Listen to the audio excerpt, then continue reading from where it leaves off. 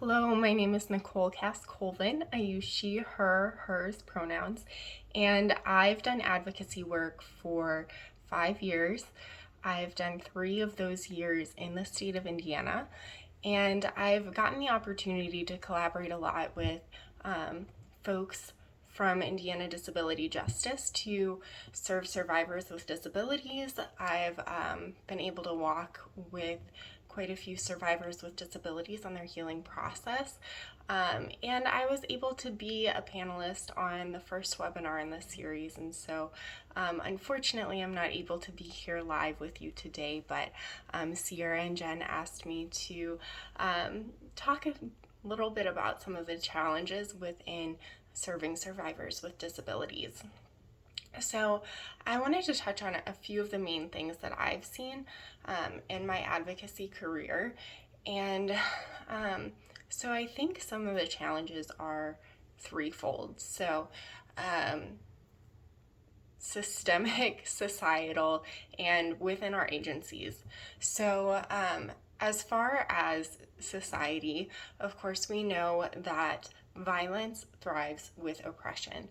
And we know that survivors with disabilities and people with disabilities are oppressed and victimized at really high rates. So we know that just kind of the way things are, folks with disabilities may be the most at risk for sexual violence. Additionally, we know that our systems are not set up in a way that's accessible, inclusive, or supportive for survivors with disabilities a lot of times. So,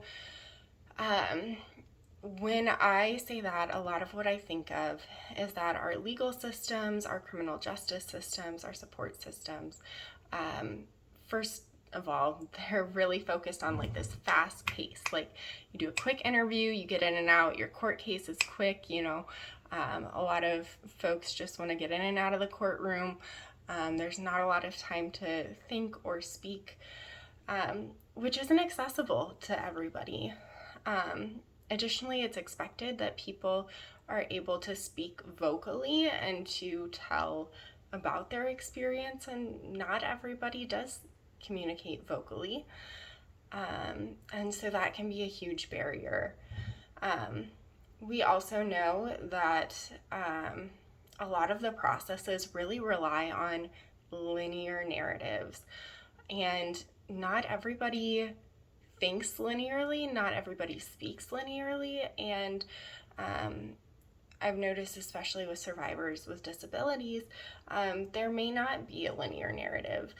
And I, like in my work with survivors, I am normally able to glean, what that person is talking about, what they've been through, but a lot of times within the system, there's not that attention to accepting that narrative if it's not linear. So, to the point that a survivor may be accused of false reporting, or that their case doesn't go anywhere. And so we know that if folks aren't held accountable for the harm that they're doing, if survivors aren't supported, that that person who's harming continues to do harm, and that survivor doesn't necessarily have the same access to health and safety and healing.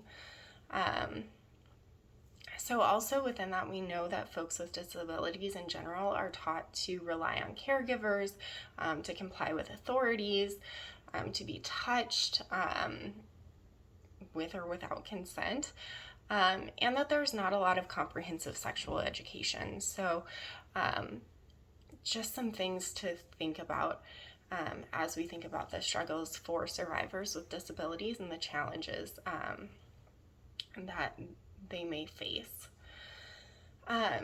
Last, as we think kind of about our agency levels, I think that there's more opportunity for us to continue to be accessible and inclusive, and I say continue, but maybe start to be accessible and inclusive, and think about the ways that we can really create change in these systems through, partnering with our community partners, collaborating, educating. Also thinking about our own services. Are they accessible?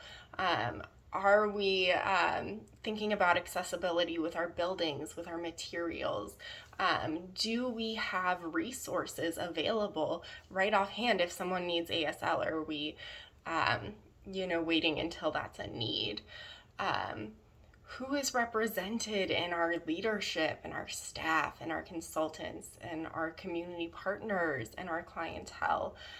Different things to just kind of think about, instead of, last minute kind of trying to figure out how to best serve somebody.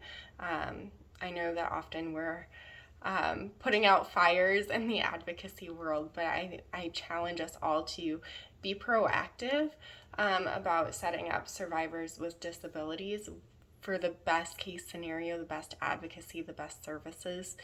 And that means, nothing about us without us, having survivors with disabilities at the table as we're setting up our services, as we're setting up our programs, and just really being intentional about making sure that we are inclusive and accessible, and that we are teaching prevention programs and things to special education classrooms, to different agencies that serve disabilities. So those are the main three things that I think about in terms of challenges and barriers to advocacy involving people with disabilities.